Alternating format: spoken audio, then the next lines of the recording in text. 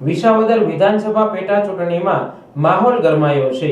Bhajap seat ઉમેદવાર કિરીટ પટેલના form સામે અપક્ષના ઉમેદવારે રજનીકાંત વાઘાણી દ્વારા વાંધો લેવાયો છે। સરકારી ફોર્મમાં બદલાવ કરી મરજી મુજબનું ફોર્મ રજૂ કર્યો હોવાનો આક્ષેપ કરવામાં આવ્યો છે।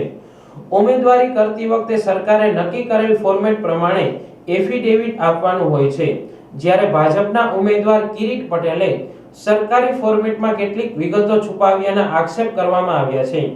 ઉમેદવારી ફોર્મમાં ખોટી વિગતો રજૂ કર્યાનો આક્ષેપ થયો છે। અપક્ષ ઉમેદવારે ચૂંટણી અધિકારીને લેખિત રજૂઆત કરી જો ફોર્મ રદ કરવામાં નહીં આવે તો કોર્ટના દ્વાર ખખડાવવાની ચીમકી આપી છે।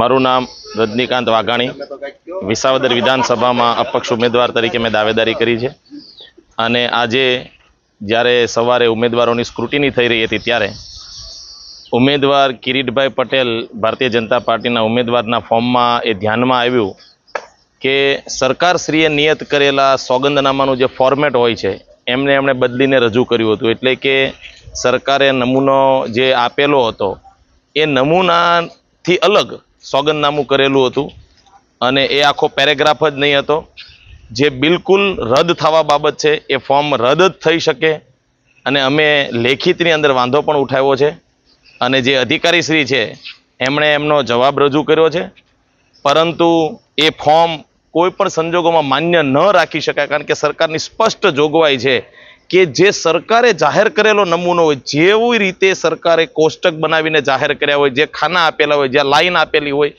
એ જ ફોર્મની અંદર ફોર્મ ભરવું પડે, અથવા તો જો પ્રિન્ટ કાઢવું હોય તો એ જ પ્રમાણે ફોર્મ ડ્રો થયેલું હોવું જોઈએ।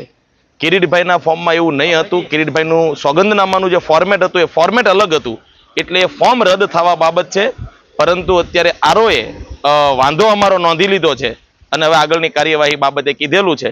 જો ફોર્મ રદ નહીં થાય તો અમે ચોક્કસથી હાઈકોર્ટની અંદર જઈશું અને આ ઉમેદવાર તરીકે એમની ઉમેદવારી બિલકુલ નામંજૂર થવા બાબત છે।